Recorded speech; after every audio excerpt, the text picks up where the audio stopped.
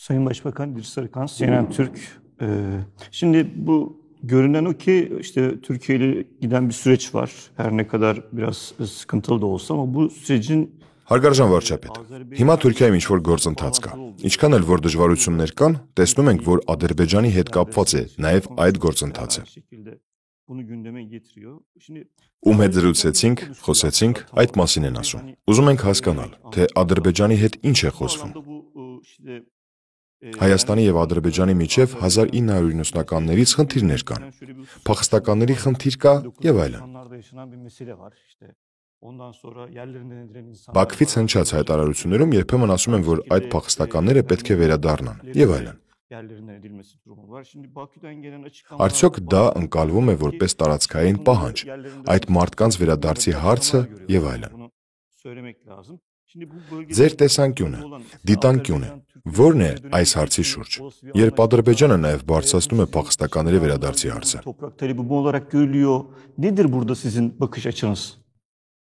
Ձեր հարցին կա մի շատ կարևոր լրացում։ Ադրբեջանը իրականում բարձրացնում է մի հարց, որը անվանում է Արևմտյան Ադրբեջան։ Եվ Ադրբեջանը Արևմտյան Ադրբեջան է անվանում Հայաստանի Հանրապետության ինքնիշխան տարածքի մոտավորապես 60-70%-ը։ Եվ մեզ հրավիրում է քննարկել Արևմտյան Ադրբեջանի հարցը։ Մենք Հայաստանի Հանրապետության տարածքի 60-70%-ը անվանելով Արևմտյան Ադրբեջան։ Մենք ասում ենք, որ Հայաստանում Արևմտյան Ադրբեջան չկա։ Եթե ուզում ենք Արևմտյան Ադրբեջան փնտրել, Արևմտյան Ադրբեջան կամ տեսնել, ցույց տալ Արևմտյան Ադրբեջանի Ղազախի, Աղստաֆայի, Գետաբեի, Քելբաջարի, Լաչինի, Զանգելանի, Կուբաթլուի, եթե ինչ-որ տարածաշրջանի անուն մոռանամ, դա չի նշանակում դիտավորյալ բաց թողում, բայց ես նկատի ունեմ, մենք կարող ենք քարտեզի վրա նայել եւ ասել, թե որն է Արևմտյան Ադրբեջանը։ Այստեղ է Արևմտյան Ադրբեջանը։ Այս գծից այս կողմ Արևմտյան Ադրբեջան չկա։ Շատ ցանկանալու բերումով նաեւ Նախճեվանը կարելի է Արևմտյան Ադրբեջան համարել աշխարհագրական առումով։ Նկատի ունեմ, նրանք փորձ են անում հումանիտար հարցերի տրամաբանության ներքո տեղավորել դա, մեզ կոչ անելով ինչ-որ հարց քննարկել, բայց էլի եմ ասում, նրանք մեր երկրի ինքնիշխան տարածքի 60%-ը անվանում են Արևմտյան Ադրբեջան։ Եվ հետևաբար նման հարցը մեզ համար քննարկելի չէ, որևէ երկրի համար քննարկելի չէ, որևէ երկրի համար չի կարող քննարկելի լինել։ Իսկ ընդհանրապես եթե փախստականների թեմայի մասին ենք խոսում, ես արդեն հիշատակեցի։ Մենք նույնիսկ փաստաթուղթ ունենք Լեռնային Ղարաբաղ եւ հարակից շրջաններ փախստականների վերադարձի մասին։ Հայաստանում եւ Սփյուռքում կան փախստականներ Նախճեվանից, Բաքվից, Սումգայիթից, Լեռնային Ղարաբաղի հարակից շրջաններից, Գանջայից եւ այլն։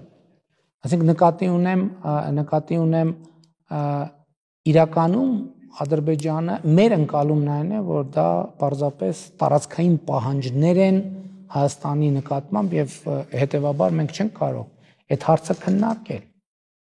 Տեսեք, Զանգեզուրի միջանցք ասված խոսույթը նույնպես հենց այդ պատճառով անընդունելի է մեզ համար, որովհետեւ դա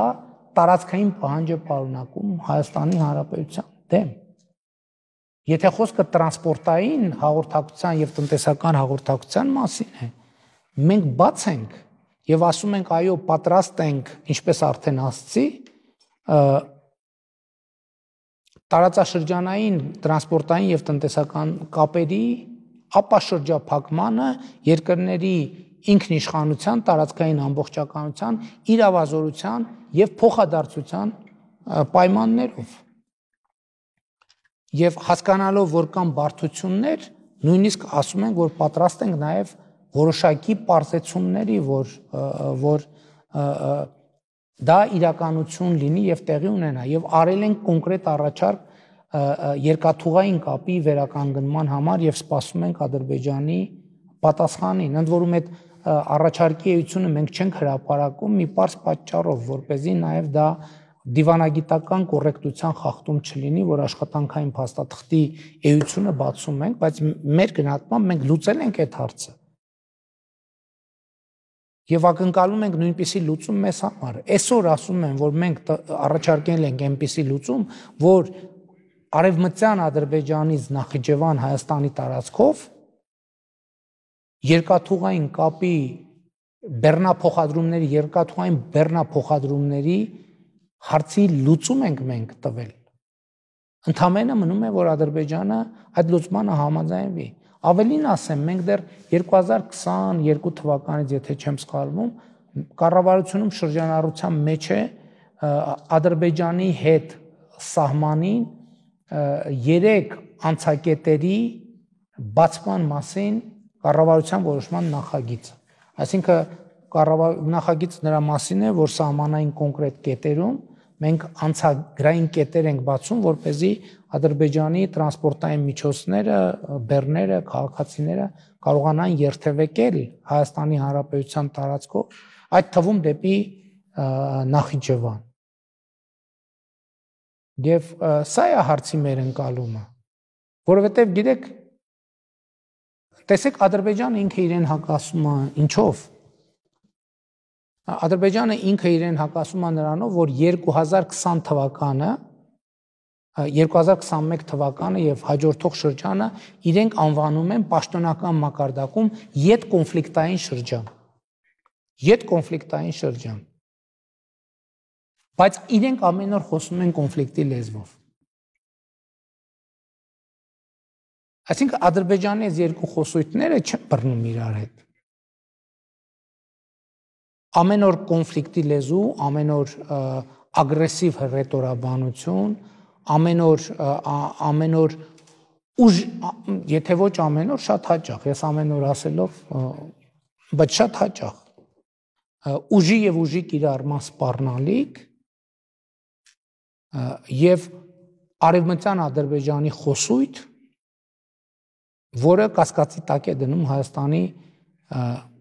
գիտեք, եկեք ուղիղ ասենք, Հայաստանի պետության գոյությունն իսկ։ Եվ զուգահեռ մեզ հրավեր քննարկելու։ Կներեք իմ կարծիքով դա առնվազն տարօրինակ է։ Իմիջայլոց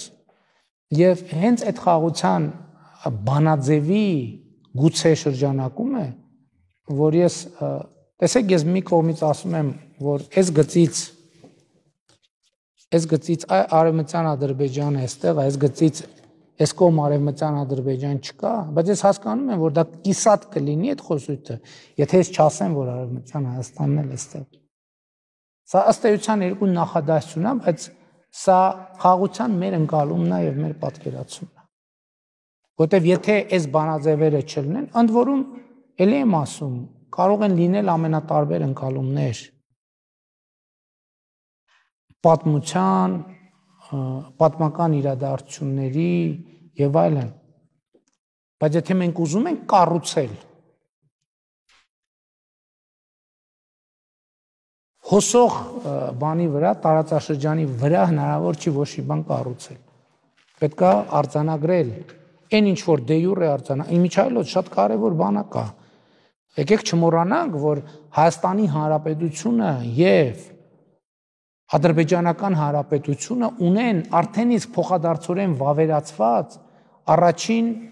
միջազգային փաստաթուղթը, որը մեր երկրների սահմանազատման հանձնաժողովների կանոնակարգն է, որը մեր երկրների